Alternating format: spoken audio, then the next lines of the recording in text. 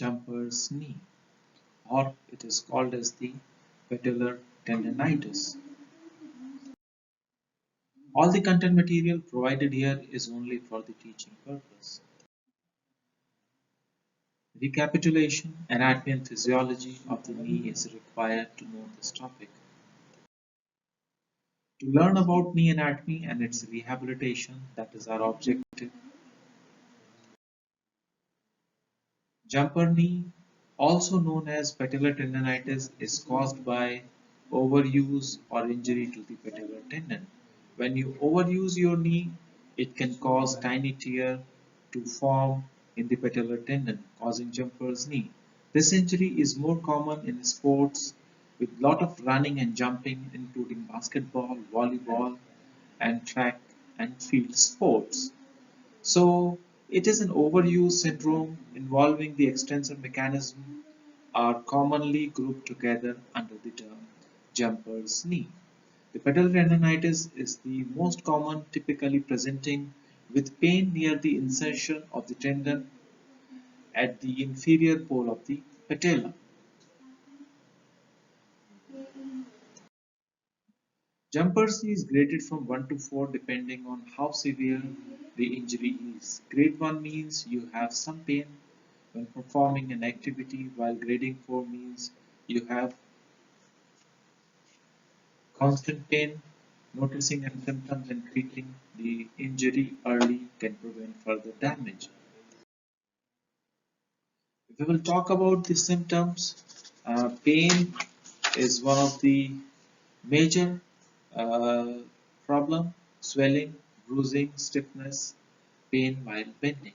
So these are the conditions when a sports person or a patient can feel discomfort in patellar tendonitis. One of the most common methods to reduce the pain and swelling surrounding the injury area is the RICE method. So this is the first treatment whenever will be having any kind of will be seeing these kinds of problem. We have to start with the rest, ice, compression and elevation.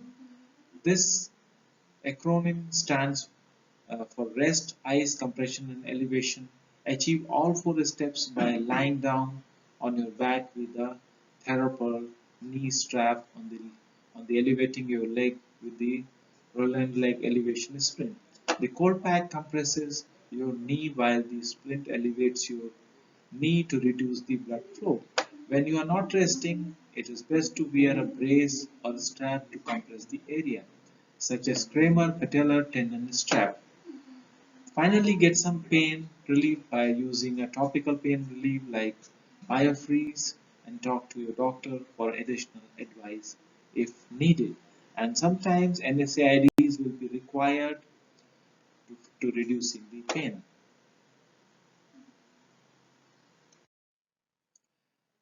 In this, ligaments acts like ropes to anchor bone together.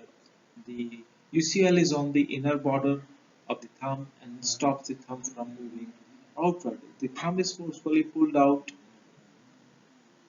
to the side, ligament can tear. This can happen if someone falls onto their thumb or thumb is stuck violently forcing the elbow. The disturbance of ulnar collateral ligament may occur from repetitive use as well as acute injury, but the former is less common due to the position of the ligament. A complete tear tends to heal. If we talk about the treatment part, a conservative management is quite beneficial in this problem. So the quadriceps muscle strengthening program, in particular eccentric strengthening, these exercises involve working the muscle as they are lengthening and are thought to maximize tendinopathy recovery. The muscle strengthening of other weight-bearing muscle groups such as the calf muscles may decreases the loading on the patellar tendon. Assessment of reconditioning of the other joint and muscle group in the leg is important as it is often these factors that contribute to alignment issues which can predispose an individual to jumpers.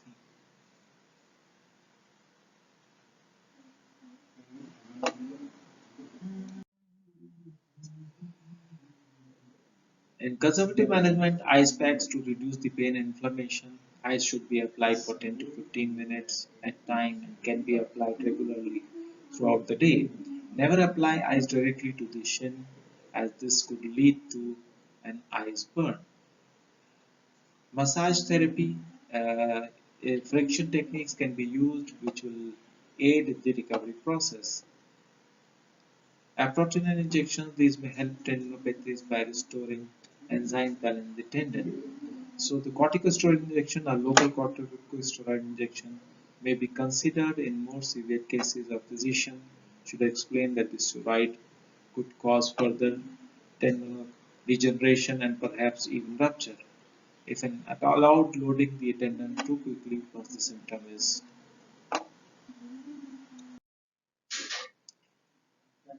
Surgical treatment, this is normally advised as a last resort. Also, there is a little convincing evidence to support the use of the surgery over conservative treatment for patellar tendinopathy. Surgery either include excision of the affected area of the tendon or a lateral release where small cuts are made at the side of the tendon which takes the pressure of the middle third. An intensive rehabilitative program is normally advised following surgery. In particular, the use of the eccentric strengthening exercises may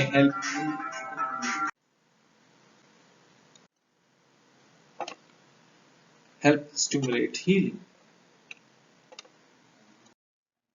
It is important that you are aware that this is a general exercise program of jumper's knee that can be adjusted depending on advice given by your healthcare provider on assessment. It should only be attempted without seeking further advice. If you have a grade 1 or grade 2 injury as described above, the goal of the rehabilitation is to return you to your sport or activity as soon as it is safely possible. If you return too soon, you may worsen your injury, which will delay your recovery. It is also important that you work in a pain-free range of motion throughout the exercise program. Working into pain will have no benefit and may even delay your recovery. Technique is also essential, and these exercises can be performed in a controlled manner because concentration of the position of your knee. So, if we'll talk about the rehabilitation program, there are phases. It can be completed in three phases. In phase one, the goal is to uh, patient education, promote healing time, resolve or control pain. If we talk about the therapeutic exercises, rest is required for the healing purpose, and SID is being given for the pain, cryotherapy, electrical stimulation uh, is required for strengthening purpose. So flexibility exercises with a specific focus on the hamstring has to be done. Lower extremity strengthening in pain-free range, or we can say closed chain exercises is advisable. SLR with progressive resistance can be done. In phase 2, when this is done, we'll be doing no, at this stage if there is no pain, the decreased tenderness of palpation, no pain with activities of daily living, decreased swelling. So the goal is to increase the strength of the muscles, increase the flexibility, control the inflammation, and promoting heal. The therapeutic exercise uh, can be done for the counterfeits, the strap, continued flexibility exercises, closed chain exercises as we are earlier doing it. So for position, hip strengthening exercises and the balance training can be started at this point of time. In phase 3, the criteria for progression to phase 3 is that there should not be any pain in any activity. No pain even while running. Quadriceps strength we must have achieved about 70 to 80% and pain-free return to the activity.